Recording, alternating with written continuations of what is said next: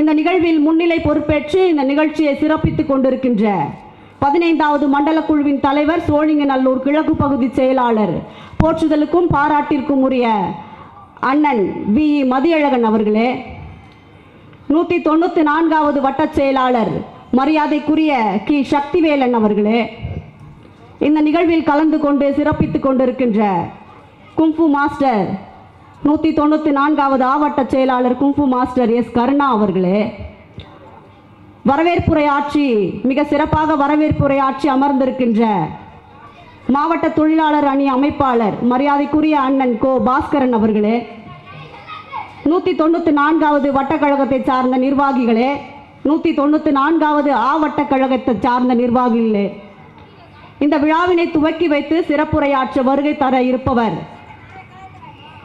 அண்ணன் உதயநிதி அவர்களின் பிறந்த நாளை தென் சென்னை மாவட்டத்தில் உள்ள மக்களோடு இணைந்து கொண்டாடிட வேண்டும் என்பதற்காகவும் கழகத்தின் சாதனைகளை எடுத்துரைக்கின்ற பொதுக்கூட்டங்களாகவும் 182 கூட்டங்களை வடிவமைத்தவர் இவர் எதை தொட்டாலும் சாதனை, எதை செய்தாலும் சாதனை, அனைவருக்கும் முன்மாதிரியாக இருக்கக்கூடிய ஒரு மாவட்ட செயலாளரை பெற்றிருக்கிறோம் என்பதிலே நாங்கள் பெருமிதம் கொள்கின்றோம். எங்களின் நெஞ்சமெல்லாம் நிறைந்திருக்கின்ற எங்களுடைய பெருமைமிக்க மாவட்ட செயலாளர் மாண்புமிகு மருத்துவம் மற்றும் மக்கள் நல்வாழ்வுத்துறையின் அமைச்சர் அண்ணன் மா சுப்பிரமணியன் அவர்களுக்கு இந்த 194வது வட்டத்தின் சார்பாக அவர்களுக்கு வணக்கங்களை தெரிவித்துக் கொள்கின்றேன்.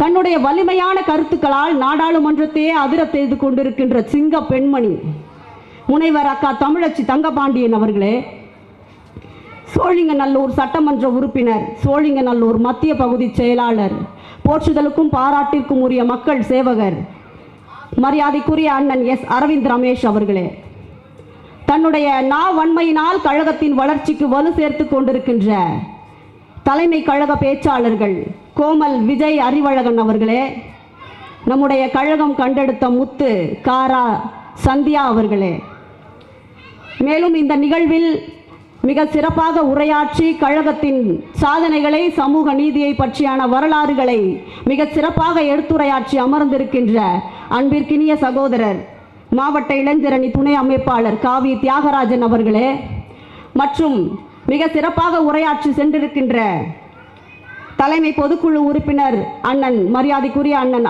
ஹரிகிருஷ்ணன் அவர்களே, இந்த நிகழ்வில் சிறப்பித்துவிட்டு மிக அழகாக பேசி இந்த பகுதி எப்படி அவரிடம் இருந்து சென்றது, எப்படி அவர் இந்த இடத்திற்காக எப்படியெல்லாம் உழைத்தார் என்று இங்கே நமக்கெல்லாம் அவருடைய அந்த பணியை பதிவு செய்திருந்தார்.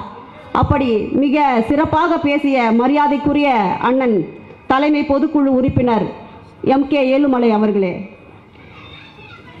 மற்றும் வரவேற்புரை ஆற்றிய கோ பாஸ்கர் அண்ணன் அவர்கள் விழித்த பெயர்களை எல்லாம் நானும் விழித்ததாக எண்ணிக்கொண்டு இந்த 194வது வட்டத்தை சார்ந்த கஸ்தூரிபாய் நகர் பகுதியை சார்ந்து இங்கு வந்திருக்கின்ற பொதுமக்கள் உங்கள் அனைவருக்கும், பத்திரிகை ஊடகத்துறை நண்பர்கள் அனைவருக்கும் என்னுடைய வணக்கங்களை தெரிவித்துக் கொள்கின்றேன். திராவிட முன்னேற்றக் கழகம் தொடங்கி 75 ஆண்டுகள் நிறைவடைந்து பவள விழா கொண்டாடி கொண்டிருக்கிறது. இத்தனை ஆண்டுகளில் தன்னுடைய கொள்கை கோட்பாடுகளில் இருந்து மாறாத ஒரே கட்சி திராவிட முன்னேற்றக் கழகம் மட்டுமே என்பதை பெருமையோடு சொல்லி நாங்கள் மார்தட்டிக் கொள்கிறோம். நடக்கும் இருளை நகர்த்தும் பகல் போல் நாளும் வந்தது கோளும் தொலைந்தது, ஒதுக்கியே தீர்வது ஒடுக்கப்பட்டோருக்கு இடஒதுக்கீடு என எதிர்நீச்சல் போட்டு எழுந்து நின்றது திராவிட இயக்கம் என்று சமூக நீதியை பற்றி கழகத்தின் நிலைப்பாட்டை தன்னுடைய கவிதையில் சொல்லியிருப்பார் முத்தமிழறிஞர் டாக்டர் கலைஞர் அவர்கள்.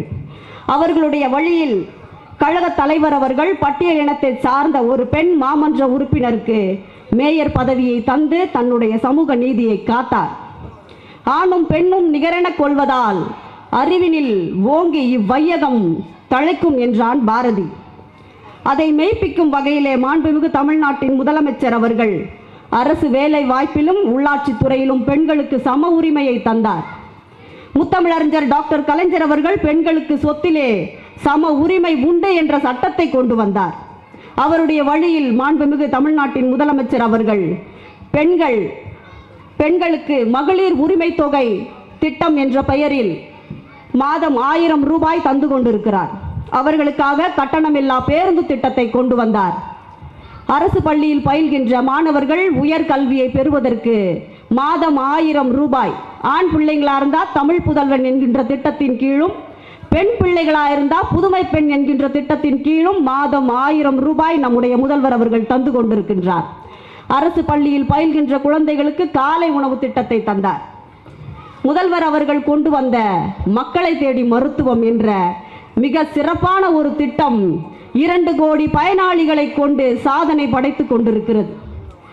மருத்துவம் கிடைக்க பெறாத காடு மலைகளில் உள்ள கிராமங்களுக்கெல்லாம் இந்த திட்டத்தை கொண்டு போய் சேர்ப்பித்தவர் மாண்புமிகு மருத்துவம் மற்றும் மக்கள் நல்வாழ்வுத்துறையின் அமைச்சர் அண்ணன் அவர்கள்.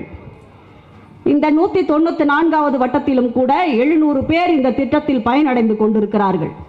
இந்த கஸ்தூரிபாய் நகர், கற்பக விநாயகர் நகர், மகாத்மா காந்தி நகர், திருவள்ளுவர் நகர், கணேஷ் நகர், இந்த பகுதிகளில் இரத்த அழுத்தம், சர்க்கரை நோய்களுக்கான பரிசோதனைகள் செய்யப்படுவதில்லை என்று நம்முடைய தாய்மார்கள் என்னிடம் தெரிவித்திருந்தார்கள்.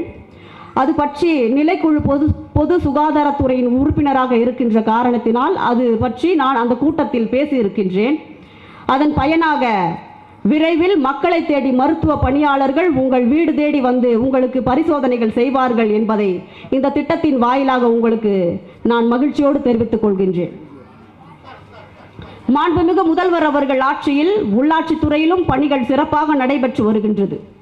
2 ஆண்டுகளுக்கு முன்பு மாண்புமிகு தமிழ்நாட்டு முதல்வர் அவர்கள் நாமக்கல்லிலே உள்ளாட்சி பிரதிநிதிகளுக்கு என்று ஒரு மாநாட்டை நடத்துகிறார்.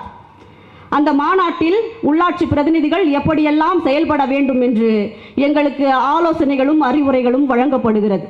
மாண்புமிகு அமைச்சர் பெருமக்களும் பேச்சாளர்களும் அதில் பேசுகிறார்கள். இறுதியாக முதல்வர் அவர்கள் உரையாற்றுகிறார். அந்த உரையிலே அவர் சொன்ன வார்த்தைகளில் 2 ஆண்டுகளுக்கு முன்பு அவர் சொன்ன வார்த்தையில் ஒரு சில வார்த்தைகள் என் நினைவில் இன்னும் இருக்கின்றது. அவர் சொன்னவை இதோ: மக்களோடு நில், மக்களோடு வாழ், மக்களோடு இருந்து அவர்களுக்கான கட்டமைப்பை உருவாக்கி கொடு என்று சொன்ன அவருடைய வார்த்தைகளை எங்கள் மனதிலே ஏற்றி